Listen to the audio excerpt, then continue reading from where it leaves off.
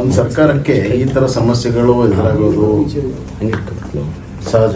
ಸಮಾಜದಲ್ಲಿ ಬದಲಾವಣೆ ಆದಂಗೆ, ಸಮಾಜದ ಅಶೋತ್ತರಗಳು ಹೆಚ್ಚಾದಂಗೆ, ಸಮಕಾಲೀನ ಸವಾಲುಗಳನ್ನು ಎದುರಿಸೋದಕ್ಕೆ ಎಲ್ಲ ಸಮಾಜಗಳು ಉತ್ಸುಕ ಇರೋದರಿಂದ ತಮ್ಮ ತಮ್ಮ ಹಕ್ಕುಗಳನ್ನು ರಿಸರ್ವೇಷನ್ ಮುಖಾಂತರ ಕೇಳ್ತಾ ಇದ್ದಾರೆ. ಯಾವುದು 20 ವರ್ಷ, 30 ವರ್ಷ, 40 ವರ್ಷ ಹಿಂದಂಥ ಒಂದು ಪ್ರಸ್ತುತ ಸಾಮಾಜಿಕ ವ್ಯವಸ್ಥೆಗಳು ಈಗ ಬದಲಾವಣೆ ಆಗಿದೆ. ಆರ್ಥಿಕವಾಗಿ, ಸಾಮಾಜಿಕವಾಗಿ ಬಹಳಷ್ಟು ಬದಲಾವಣೆಗಳು ಕಾಣ್ತಾ ಇದ್ದೇವೆ. ಹೀಗಾಗಿ ಈ ಥರದ ಬೇಡಿಕೆಗಳು ಬರೋದು ಸಹಜ. ಒಂದು ಜನಪರವಾಗಿರುವಂಥ ಸಾಮಾನ್ಯ ಜ್ಞಾನ ಇರುವಂಥ ಒಂದು ಸರ್ಕಾರ ಒಂದು ಮೆಚುರಿಟಿಯಾಗಿ ಇದನ್ನು ಹ್ಯಾಂಡಲ್ ಮಾಡಬೇಕು. ಏನೇ ಸಮಸ್ಯೆ ಇದ್ದರೂ ಪ್ರಜಾಪ್ರಭುತ್ವದಲ್ಲಿ ಮಾತುಕತೆಯಿಂದ ಮುಗಿಸ್ಬೇಕು, ಚರ್ಚೆಯಿಂದ ಮುಗಿಸ್ಬೇಕು ಅನ್ನುವಂಥದ್ದು ಈ ಸರ್ಕಾರ ಮರೆತುಬಿಟ್ಟಿದೆ. ಈ ಲಿಂಗಾಯತ್ ಪಂಚಮಸಾಲಿ ಸಮಾಜ 1.5 ವರ್ಷದಿಂದ ಹಲವಾರು ಬಾರಿ ಮುಖ್ಯಮಂತ್ರಿಗಳ ಭೇಟಿ ಮಾಡೋ ಪ್ರಯತ್ನ ಮಾಡಿದಾಗ ಸಮಯ ಕೊಟ್ಟಿಲ್ಲ. ಕೊಟ್ಟಂಥ ಸಮಯದಲ್ಲೂ ಕೂಡ ಸರಿಯಾಗಿ ಸ್ಪಂದನೆ ಮಾಡಿಲ್ಲ ಅನ್ನುವಂಥದ್ದು ಒಂದು ಭಾವನೆ ಅವರ ಮನಸ್ಸಿನಲ್ಲಿ ಬಂದಿದೆ. ಅದಕ್ಕಾಗಿ ಅವರು ಬೀದಿಗಳು ಹೋರಾಟ ಮಾಡ್ತಾ ಇದ್ದಾರೆ. ಈ ಸಂದರ್ಭದಲ್ಲಾದರೂ ಅವರು ಕರೆದು ಮಾತನಾಡಿ ಅದಕ್ಕೆ ಪರಿಹಾರ ಕೊಡಬೇಕು. ಈಗ ನಮ್ಮ ಕಾಲದಲ್ಲಿ ನಾವೇನೋ ಒಂದು ಆಜ್ಞೆ ಮಾಡಿದ್ವಿ, ರಿಲಿಜಿಯಸ್ ರಿಸರ್ವೇಷನ್ ಅನ್ನು ತೆಗೆದಿದ್ವಿ ನಾವು. ಅದು ಕಾನೂನು ಮತ್ತು ಕಾನ್ಸ್ಟಿಟ್ಯೂಷನಲ್ಲಿ ಇಲ್ಲ ಅನ್ನುವಂಥದ್ದು ಬಹಳ ಸ್ಪಷ್ಟವಾಗಿದೆ. ಹಿಂದೆ ಆಂಧ್ರ, ಮಹಾರಾಷ್ಟ್ರ ಎಲ್ಲ ಪ್ರಯತ್ನ ಮಾಡಿದಾಗ ಕೋರ್ಟುಗಳು ಅವುಗಳನ್ನು ತಿರಸ್ಕಾರ ಮಾಡಿದೆ.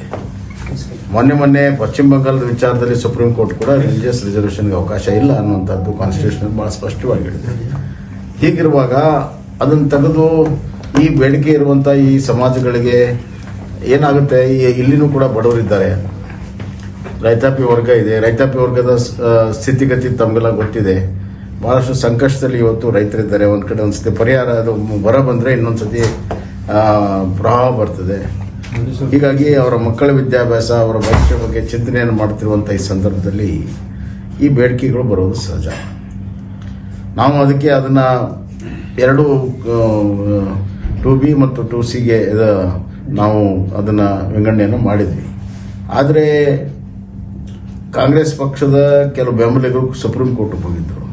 ಅಲ್ಲಿ ಕೂಡ ನಾವು ಸ್ಪಷ್ಟವಾಗಿ ವಾದವನ್ನು ಮಾಡಿ, ಪೂರ್ಣ ಪ್ರಮಾಣದ ವಾದವನ್ನು ನಾವು ಮಾಡಬೇಕು. ಇದಕ್ಕೆ ಯಾವುದೇ ಅಂತಿಮವಾದಂಥ ಆದೇಶಗಳು ಬೇಕಾಗಿಲ್ಲ. ಆವಾಗ ಕೋರ್ಟ್ ಹಂಗಂದ್ರೆ ಮುಂದಿನ ಒಂದು ಹಿಯರಿಂಗ್ವರೆಗೂ ಇದನ್ನು ನೀವು ಇಂಪ್ಲಿಮೆಂಟ್ ಮಾಡಬೇಡಿ, ಅದಕ್ಕೆ ನಾವು ಒಪ್ಪಿಗೆ ಕೊಟ್ಟಿದ್ದು ಅಷ್ಟೇ. ತಾತ್ಕಾಲಿಕವಾಗಿ ಮುಂದಿನ ಒಂದು ಹಿಯರಿಂಗ್ವರೆಗೂ ನಾವು ಒಪ್ಪಿಗೆ ಕೊಟ್ಟಿರೋದಷ್ಟೇ. ಇದೆಲ್ಲ ನಡೆದಿರುವಂಥದ್ದು ಕೋಡ್ ಆಫ್ ಕಂಡಕ್ಟ್ ಬಂದ ಮೇಲೆ, ನಾವು ಮುಖ್ಯಮಂತ್ರಿಗಳಿದ್ದರೂ ಕೂಡ ಕೋಡ್ ಆಫ್ ಕಂಡಕ್ಟ್ ಬಂದಾಗ ಇದೆಲ್ಲ ಸುಪ್ರೀಂ ಕೋರ್ಟ್ನಲ್ಲಿ ಏಪ್ರಿಲ್ ತಿಂಗಳಲ್ಲಿ ನಡೆದಿದೆ. ಜೂನ್ 23ಕ್ಕೆ, ಜೂನ್ 27 ಪ್ರಾಬಬ್ಲಿ 23ಕ್ಕೆ ಅದು ಮುಂದೆ ಹಾಕಿದ ಮೇಲೆ ಈ ಸರ್ಕಾರ ಬಂದಿತ್ತು. ಸರ್ಕಾರ ಬಂದು 1.5 ವರ್ಷ ಮೇಲಾಯಿತು. ಇದ್ರ ಬಗ್ಗೆ ಏನೂ ಕ್ರಮ ತೆಗೆದುಕೊಂಡಿಲ್ಲ, ಕೋರ್ಟಲ್ಲಿ ಅಪಿಯರ್ ಆಗಿಲ್ಲ, ತಮ್ಮ ವಿಚಾರವನ್ನು ಹೇಳಿಲ್ಲ, ಮತ್ತು ನಾವು ಮಾಡಿರುವಂಥ ಆಜ್ಞೆಗೆ ಬೆಂಬಲ ಕೂಡ ಕೊಟ್ಟಿಲ್ಲ.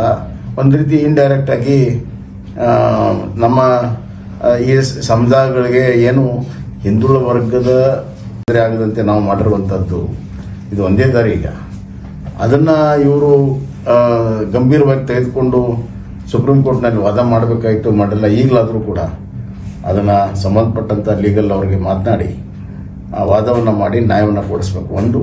ಇನ್ನೊಂದು ಅವ್ರಿಗೆ ಕರೆದು ಮಾತಾಡಬೇಕು. ಮತ್ತು ಯಾರಿಗೂ ಅನ್ಯಾಯ ಆಗದಂತೆ ಒಂದು ಸಮಾಜಕ್ಕೆ ನ್ಯಾಯ ಕೊಡೋಕ್ಕೆ ಸಾಧ್ಯ ಇದ್ದರೆ ಮಾಡಬೇಕು. ಇದು ಇಡೀ ರಾಷ್ಟ್ರದ ವಿಚಾರ ಆಗಿದೆ. ಇಡೀ ರಾಷ್ಟ್ರದಲ್ಲಿ ಈ ವಿಚಾರ ಇದೆ. ಅಮಂಗ್ ಬ್ಯಾಕ್ವರ್ಡ್ ಕ್ಲಾಸಸ್ಸಲ್ಲಿ ಅದು ಗುಜ್ಜರ್ದಿರ್ಬೋದು, ಮರಾಠ ಇರ್ಬೋದು, ಜಟ್ ಇರ್ಬೋದು, ಈ ಥರ ಹಲವಾರು ಸಮುದಾಯಗಳು ಇದನ್ನು ಮಾಡ್ತಾ ಇದ್ದೀವಿ.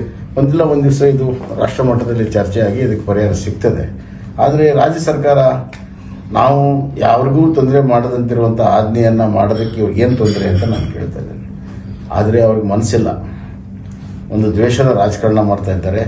ಆ ಸ್ವಾಮೀಜಿ ಮೇಲೆ ದ್ವೇಷ, ಆ ಸಮುದಾಯಗಳ ಮೇಲೆ ದ್ವೇಷ ಮಾಡಿ ಲಾಠಿ ಚಾರ್ಜ್ ಮಾಡಿದ್ದಾರೆ, ರಕ್ತ ಸುರಿಸಿದ್ದಾರೆ. ಬಹಳ ದೊಡ್ಡ ಪ್ರಮಾಣದ ನೋವು ಎಲ್ಲಗಳಾಗಿದ್ದಾವೆ. ಹೀಗಾಗಿ ಸಮುದಾಯ ಆಕ್ರೋಶ ಆಗಿದೆ. ಇದು ಪ್ರಜಾಪ್ರಭುತ್ವದ ಲಕ್ಷಣ ಇಲ್ಲ. ಮುಖ್ಯಮಂತ್ರಿಗಳು, ಎಲ್ಲ ಮಂತ್ರಿಗಳು ಕಾನ್ಸ್ಟಿಟ್ಯೂಷನ್ ಕೈಯಲ್ಲಿ ಹಿಡ್ಕೊಂಡು ಓಡಾಡ್ತಾರೆ. ಅದರ ಮಾಡೋದೆಲ್ಲ ಅದರ ವಿರುದ್ಧವೇ ಕೆಲಸವನ್ನು ಮಾಡ್ತಾ ಇದ್ದಾರೆ. ಹೀಗಾಗಿ ಇದೊಂದು ದಮನಕಾರಿ ಆಗಿರುವಂಥ ಕ್ರಮ ಇದೆ. ಇದು ಡಿಕ್ಟೇಟರ್ಶಿಪ್ ಸರ್ಕಾರ ಇದೆ. ಇದನ್ನು ಕೂಡಲೇ ನಾವು ಖಂಡಿಸ್ತೀವಿ ಮತ್ತು ಸಂಬಂಧಪಟ್ಟಂಥ ಅಧಿಕಾರಿಗಳಿಗೆ ಅಮಾನತು ಮಾಡಬೇಕು. ಅಷ್ಟೇ ಅಲ್ಲ, ಅವ್ನು ಕರೆದು ಮಾತನಾಡಿ ಸಮಸ್ಯೆ ಬಗೆಹರಿಸೋದಕ್ಕೆ ಒಂದು ಸ್ಪಷ್ಟವಾದಂಥ ನಿಲುವನ್ನು ಮುಖ್ಯಮಂತ್ರಿಗಳು ಪ್ರಕಟಣೆ ಮಾಡಬೇಕು. ಅಂದಾಗ ಶಾಂತಿ ಆಗುತ್ತೆ. ಶಾಂತಿ ರೀತಿಯಿಂದಲೇ ಇದನ್ನು ಬಗೆಹರಿಸಬೇಕಾಗುತ್ತೆ.